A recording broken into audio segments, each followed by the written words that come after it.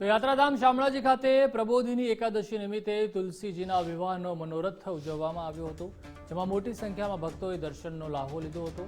ખાસ કરીને આ તુલસી વિવાહ પ્રસંગે યાત્રાધામ શામળાજી મંદિરને ફૂલો અને લાઇટોની રોશનીથી શણગારવામાં આવ્યું હતું। બપોર બાદ લાલજી ભગવાનને બગીમાં બિરાજમાન કરી વાજતે ગાજતે વરઘોડો કાઢવામાં આવ્યો હતો।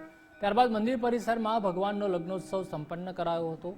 મોટી સંખ્યામાં ભક્તોએ દર્શનનો લાહવો લીધો હતો।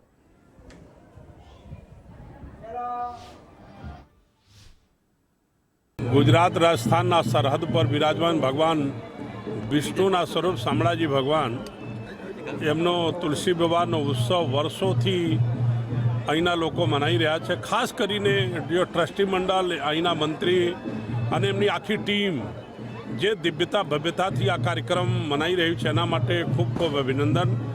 आजनी एकादशी तिथि जे 24 एकादशी तिथि है एमांथी एक महत्वपूर्ण तिथि है अने જ્યારે હું પણ અનિલભાઈના આગ્રહથી અહીં આવવાનું થયું।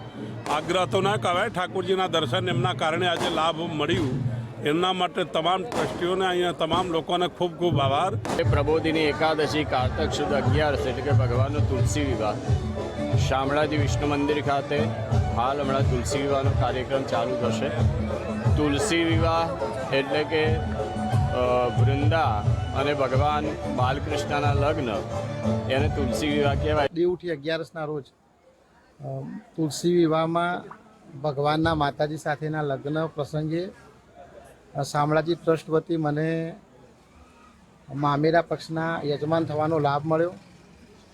ગયા વર્ષે આ પ્રસંગમાં મારે આવવાનું થયું હતું અને મેં જોયું તો ત્યારે બહુ અલૌકિક આનંદ પ્રાપ્ત થયો હતો। ત્યારે એવી ઈચ્છા થઈ હતી કે આપણને પણ આવો લાભ મળે તો સારું, અને શામળિયાની કૃપા થઈ અને આ વર્ષે મામેરું ભરવાનો અવસર પ્રાપ્ત થયો।